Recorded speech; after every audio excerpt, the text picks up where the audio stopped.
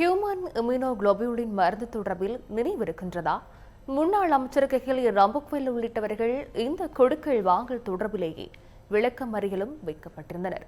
இந்த மருந்து என கூறி அரசாங்க வைத்தியசாலைகளுக்கு சேலைன் அல்லது அதனை போன்ற ஒரு திரவமே அனுப்பப்பட்டிருந்தது. ஹியூமன் இம்யூனோகுளோபியூலின் மருந்து தொடர்பில் இந்தியா மற்றும் ஜெர்மனியிடமிருந்து ரசாயன அறிக்கை பெறப்பட்டுள்ளது. இந்த விடயம் தொடர்பில் விசாரணைகளை மேற்கொள்ளும் அதிகாரிகள் குறித்த இரு நாடுகளுக்கும் சென்று அறிக்கையை நாட்டுக்கு கொண்டு வந்துள்ளதாக போலீசார் தெரிவித்தனர். இந்த ரசாயன அறிக்கை சாட்சி அறிக்கையாக நாட்டுக்கு கிடைத்துள்ளதாக சட்டமா அதிபர் திணைக்களம் தெரிவித்துள்ளது. அறிக்கை மீதான ஆய்வுகளின் பின்னர் அடுத்த கட்ட வழக்கு நடவடிக்கைகள் தொடர்பான இறுதி தீர்மானம் எடுக்கப்படும் என திணைக்களம் கூறியுள்ளது. நினைவிருக்கிறதா?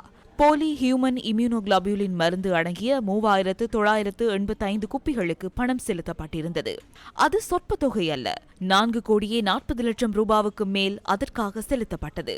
2023 ஜனவரி 4ஆம் தேதி முன்னாள் சுகாதார செயலாளரும் ஐசோலேஸ் பயோடெக் நிறுவனத்தின் உரிமையாளரும் ஏற்படுத்திக் கொண்ட உடன்படிக்கையினூடாகவே இந்த திருட்டு மருந்துகள் கொண்டுவரப்பட்டிருந்தன. இதற்காக செலுத்துவதற்கு இணக்கம் தெரிவிக்கப்பட்டிருந்த மக்களின் பணம் சுமார் 1 பில்லியன் ரூபாவாகும். தேசிய ஊடகங்கள் ஒழுங்குபடுத்தல் அதிகார சபையின் அனுமதியின்றி செயற்படுவதற்கான கடிதங்கள் பெறப்பட்டதன் காரணமாகவே இந்த மருந்துகளை அரச வைத்தியசாலைகளுக்கு வழங்குவதற்கான இயலுமை கிடைத்தது.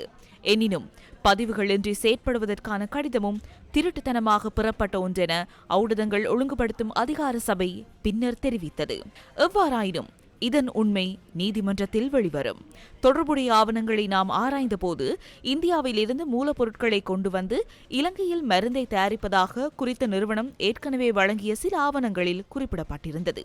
ஆனால் NMR அதாவது ஊடகங்கள் ஒழுங்குபடுத்தல் அதிகார சபையில் உள்ளவர்கள் குறித்த நிறுவனம் தொடர்பில் நன்கு அறிந்திருந்தனர். காரணம், குறித்த நிறுவனத்துக்கு சென்று நிலைமைகளை ஆராய்ந்த சில சந்தர்ப்பங்களில் மருந்து தயாரிப்பதற்கான அனுமதியை குறித்த நிறுவனத்துக்கு NMR வழங்கவில்லை.